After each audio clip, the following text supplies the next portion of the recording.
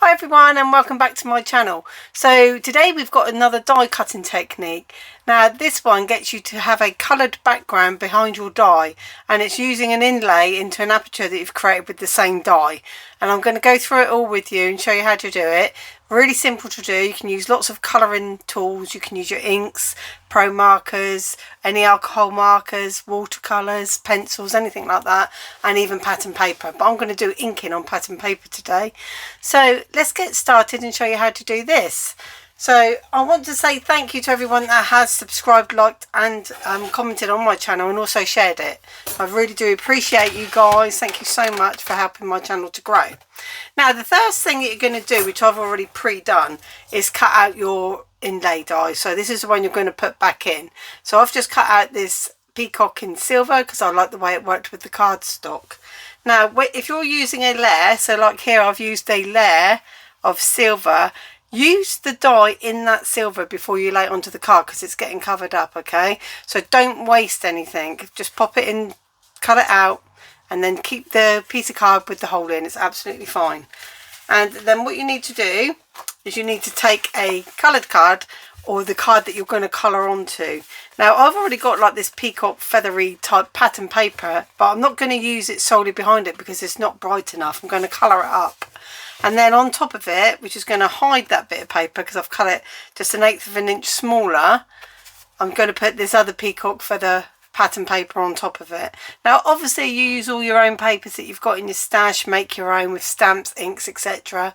And obviously your paper kits, but I'm just using this one because I thought I'd show you exactly how I made the one I've got there, because sometimes when you do a different one you're not really sure how it got there. So I thought let's start and do it properly.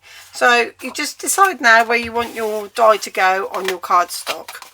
So obviously it's got feet, so I'm going to straighten those feet up so they're horizontal on my paper and move it over a little bit so I've got room for a sentiment there, and just work it out. Then obviously you'd cut down your card accordingly to the size that matches the die that you're using. We're then going to run this through the die cutting machine, so I'll just get the plates. I'm just going to pop that on there, and I'm just going to put it in place and not tape it down. Just going to run it straight through. So it's just there on my plates and I'm just going to run it through. And I like to go forwards and then come back again. I might have to move it because there's something behind. I don't have a lot of space on this desk. And then come back. That cracking is normal. Don't worry about it. So there we go. We've got our die cut. Now what I really need to make sure with this die in particular, and I'll show you on this card, now bear this in mind when you're cutting dies out, can you see there that little tiny piece between the peacock's feet is not going to be part of the coloured peacock, it's part of this cardstock, but because that's not attached to anything it's fallen away, so I have to remember to save that little piece. Now it would depend on what die you're cutting on whether you're going to get anything like that that's in there and not attached to the sides or anything, so that bit definitely fell out, so I need to preserve that on this, otherwise the rest of it I don't need. So I'm just going to take my die off of there and see where it is. Now it's actually stayed there, so I'm going to leave it. You see it's that bit there between the feet, so I'm going to actually leave it there until I need it. So just pop that to one side, and then I've now got my aperture through my peacock through my cardstock. Just going to pop that out the way because I don't need that anymore. So you can see clearly there, that's what I've got. Okay, now what we're going to do next is put the piece of card that's very slightly smaller underneath it and decide which way we want the pattern to go. Now I quite like it because a peacock feather always has, like in the die, it's got that little circular piece on the feathers there. And you could always put jewels in these, that would look really cool, or glitter pens or anything like that in the yellow, anything like that would look really cool if you're doing a peacock. So what we need to do now is just ink this area. So I'm going to start up the top, and I'm just going to grab a sheet so I don't get my mat all dirty from my inks. And then what I'm going to do is just take the darker colour at the top. I'm just going to put some down on the mat. And then just again look where it's got to go, so I've got to go as high as there, peacock's head's about there, pick up my pad, grab some ink, get it nice and coated. I haven't used this colour very much, to be honest, so it's not very well inked up. But just go in there and get all of this area coloured in the dark colour, because that's where the body's going to be, in the head. And they're generally the darker blue. And I really like the pattern staying in the cardstock. I'll lift it up and show you guys in a minute. And then I'm just going to bring the aperture back over and see how far I've got with that. So it's not too far off where I want to be. I'm going to come down a little bit more, just pick up some more of this ink. Come down a little bit more and go across. And just really get it to the colour that you want it to be. Obviously, if you're happy with the pattern paper you've got underneath, you don't need to do this process. And obviously your inlay could be black or red or whatever suits, you know. It doesn't have to be silver. I just chose that because it worked well for this particular cardstock. So then we're going to move on to the next one. Just put my lid back on my ink because they're getting quite old, these are. Like me. And then this one, I'm going to pick this one up, put it in upside down, trust me.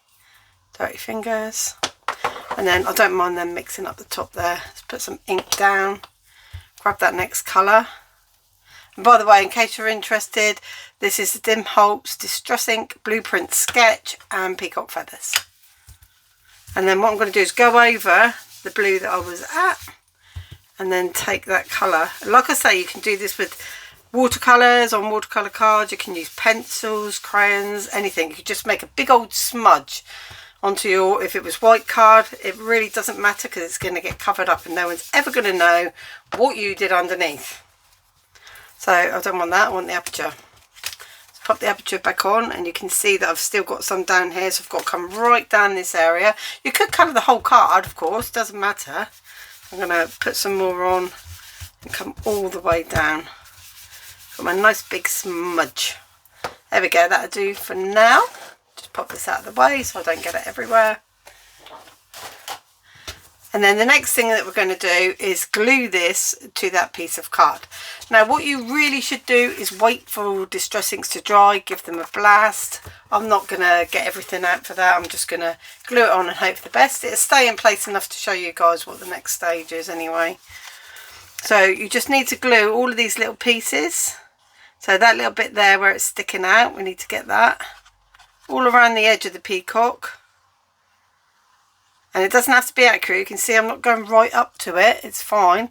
Just get close and all around the edge. And you can use any glue you like for this. It's entirely up to you what you prefer.